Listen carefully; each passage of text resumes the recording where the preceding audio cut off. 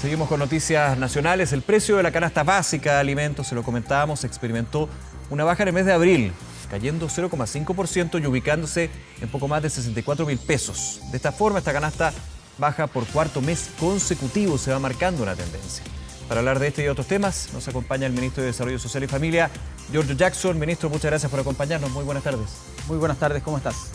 Muy bien, gracias. A ver, primero que todo, para quienes nos ven a esta hora, ¿qué es la canasta básica y por qué la relevancia también de esta medición que desarrolla el Ministerio de Desarrollo Social?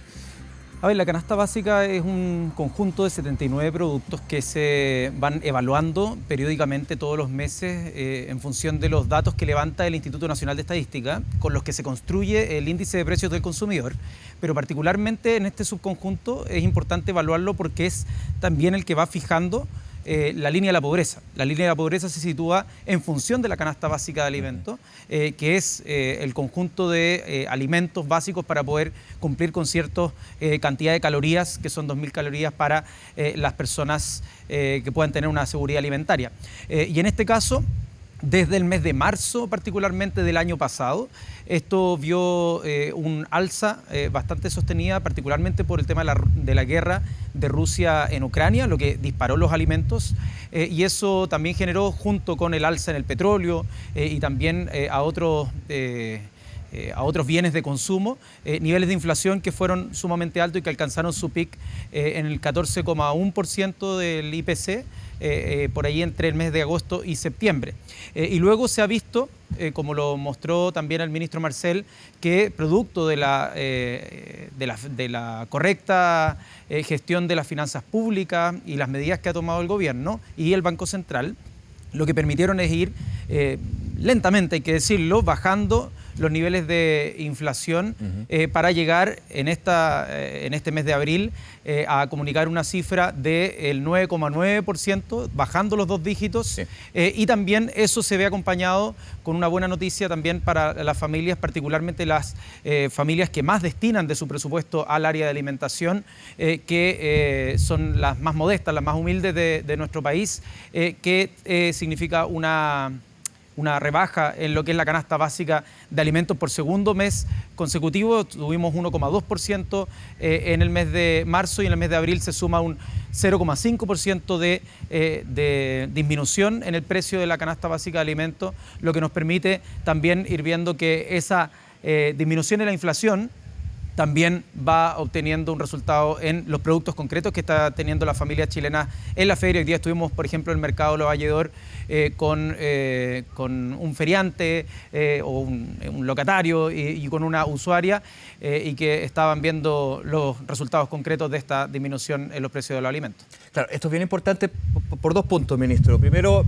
porque cunde más el sueldo en productos básicos. Y sueldos que, evidentemente, con el tema de inflación se destina gran parte a la alimentación en distintos productos y esto, de alguna manera, va mostrando que hay baja. Es muy de la mano con lo que ha sido la inflación en términos promedios. Muchas veces nos dicen, oye, pero ustedes dicen que está cediendo la inflación, pero yo veo que los productos siguen con precios muy altos. Bueno, suben menos y eso es bien relevante. Pero me imagino que lo más relevante en términos de la canasta básica, ministro, es que se genera una tendencia, que por cuarto mes consecutivo seguimos hablando de baja y esperando que esto se vaya sosteniendo con mayor fuerza en el tiempo, ¿no? Bueno, en este caso hay una rebaja respecto incluso a lo que teníamos en diciembre. En diciembre estaba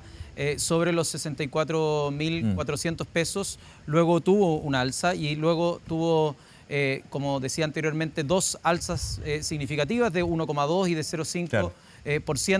Lo que hoy día ubica en la parte baja, en 64.031 pesos la canasta básica de alimentos y como también se proyecta es que puedan también venir otras disminuciones en los meses venideros, que ojalá con prudencia, eso sí, nosotros comunicando porque esto se ve mes a mes, depende también de algunas contingencias, pero esperamos que esto pueda ir traduciéndose en una tendencia y que, como lo decías tú, el salario que tienen las personas, que estamos haciendo un esfuerzo en el Congreso para poder aumentar el salario mínimo, que estamos apoyando a las familias con el bolsillo familiar electrónico, que estamos apoyando también con un aumento permanente en el subsidio único familiar para la alimentación de niños, niñas y adolescentes. Estamos automatizando también a cerca de 535.000 niños, niñas y adolescentes el pago del subsidio único familiar a partir del mes de octubre, que tenemos que armar un reglamento para que se amplió un universo de beneficiarios, es importante decirlo. Que todo eso pueda ir tributando a un mayor bienestar de las familias, pero como ya lo hemos dicho en innumerables ocasiones, uno no puede mostrarse completamente satisfecho ni con la tarea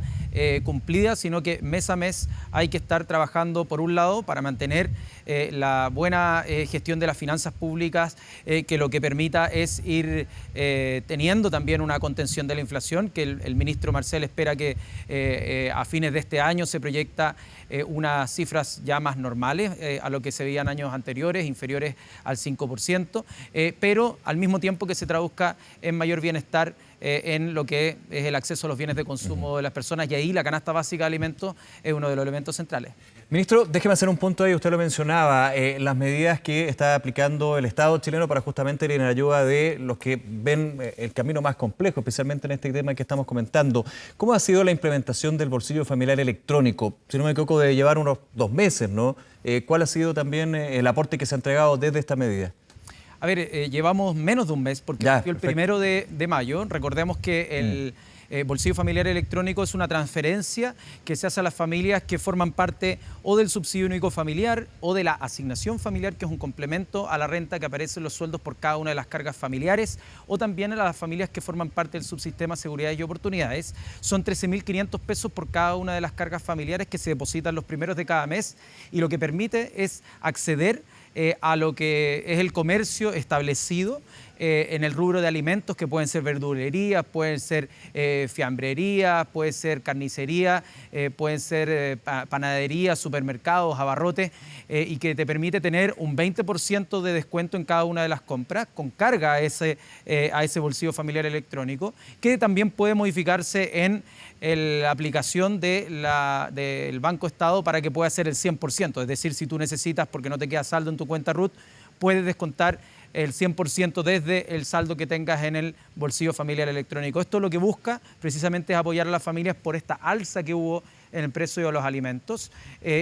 sobre todo a las familias hoy día que más lo están necesitando, pero también extenderlo todo este año, e incluso en el proyecto de ley del salario mínimo está la propuesta de extenderlo hasta abril del año venidero, y de esa manera poder mantener este apoyo que ha sido tan importante para las familias. Claro, aquí confluyen 2 elementos: que la situación económica, específicamente de los precios, vaya cediendo, vaya dando un respiro. Esto por lo menos se está mostrando lentamente, pero esto habla de una normalización también de la situación de los precios. Si fuera de un mes para otro, de una forma muy potente, también daría ciertas dudas, digamos, así que por ese lado estamos bien. Pero desde la ayuda canalizada, focalizada que se puede dar del Estado, y principalmente desde la proyección que tienen ustedes como Ministerio de Desarrollo Social, desde Hacienda también, de que esto vaya aumentando. ¿Aumenta también la posibilidad de que haya mayor ayuda por parte del Estado con las que ya se han entregado en este año? A ver, como tú lo mencionabas, muchas de las medidas del Chile Apoya que hicimos durante el año pasado, Sí, que se iniciaron, tuvieron como objetivo contener lo que significó un alza en los precios y, por lo tanto, muchas veces complementar los ingresos para que las familias no perdieran acceso al bienestar, ¿no? Y, por lo tanto, contener. Lo mismo con el salario mínimo, que en particular tuvo un alza real, el más alta de los últimos 23 años, por lo tanto, aumentar el nivel de bienestar. Y ahora, como tú lo decías, cuando la inflación va cediendo, cuando la canasta básica de alimentos va mostrando que puede ir a la baja, esos aumentos que nosotros hemos establecido y que estamos manteniendo en el tiempo, como por ejemplo en este caso el bolsillo familiar electrónico, o como el aumento adicional que se está teniendo al salario mínimo para llegar a los 500.000 pesos, lo que permiten es que las familias no solamente puedan contener las situaciones de complejidad, sino que aumentar sus niveles de acceso, en este caso, a los bienes de consumo, y por lo tanto, como muchas familias que hoy día aún siguen, por ejemplo, viviendo en situaciones de precariedad o de pobreza o incluso pobreza extrema, puedan a través de estas herramientas ir complementando los ingresos y salir del círculo de la pobreza. Y nosotros, al menos desde el Ministerio de Desarrollo Social, tenemos como primer mandato el poder abordar la situación de pobreza y las distintas situaciones de vulnerabilidad. Así que, por cierto, vamos a estar trabajando todo el año en conjunto con el Ministerio de Hacienda, con el Ministerio de Trabajo, con el Ministerio de Economía, para poder ver qué medidas pueden llegar a atacar este problema principal. Pero, como lo ha dicho el ministro Marcel, como lo ha dicho el mismo presidente Gabriel Boric, acá los ingresos que tiene el Estado también hoy son limitados y no podemos gastar permanentemente más de lo que recaudamos, y por eso es que se ha planteado tantas veces la necesidad, la urgencia de tener un nuevo pacto fiscal que nos permita allegar recursos que son finalmente para mejorar las condiciones materiales de la familia. Ahora, ese pacto fiscal se está discutiendo, falta todavía evidentemente, y le pregunto por lo que se está discutiendo ahora mismo en el Congreso y que tiene que ver con recursos frescos. Retiros de ahorros previsionales, ya luego de las elecciones se retoman esas discusiones, viene la temporada de invierno, que obviamente sabemos que se encarecen las cosas, es más complejo la situación, no se descarta, entiendo por lo que usted me dice, aumentos o eventuales nuevos beneficios, pero claramente ustedes como gobierno han sido enfáticos en rechazar la posibilidad de retiro, que finalmente es una ayuda para esas familias justamente, que ven que van bajando los precios, pero igual todavía no cunde mucho el sueldo. ¿Cómo lo ve desde ese punto de vista, ministro? A ver, es que como también creo que hemos sido bastante enfáticos como gobierno, es también mirar la evidencia y lo que sucedió producto de los retiros después de lo que sucedió con la pandemia y los sucesivos retiros, que hay un dato inobjetable, que es que eso impactó en la inflación. Y por lo tanto sacar el aprendizaje también de ese proceso para no volver a retroceder en cuanto a los retiros, que son una ayuda que es ni siquiera una ayuda, porque es la plata de los propios trabajadores que está pensada para la pensión, pero que es totalmente volátil, ¿no? Se tiene en un momento y nosotros lo que estamos planteando es poder tener aumentos permanentes en el bienestar de las familias, ¿no? A través de los aportes que se entregan mes a mes o a través del salario que crece mes a mes y por lo tanto que esos sean aportes más bien permanentes y no algo que sea tan fugaz como lo que puede hacer un retiro. Pero para esas situaciones extraordinarias de necesidad, también el proyecto de ley de pensiones, la reforma a pensiones que crea un sistema mixto, también contempla la posibilidad de generar un autopréstamo con un límite en 1 millón de pesos, así que también le da una salida, una válvula de escape a las personas que están en necesidad, que no tienen acceso al mercado financiero o de repente están muy ahogados también en deudas y por lo tanto para no acceder a esos créditos que pueden tener intereses muy altos, se crea esa posibilidad de autopréstamo. Ministro Jackson, gracias por acompañarnos esta tarde, que esté muy bien. Muchas gracias a ustedes. Hasta luego. Bien. Chao.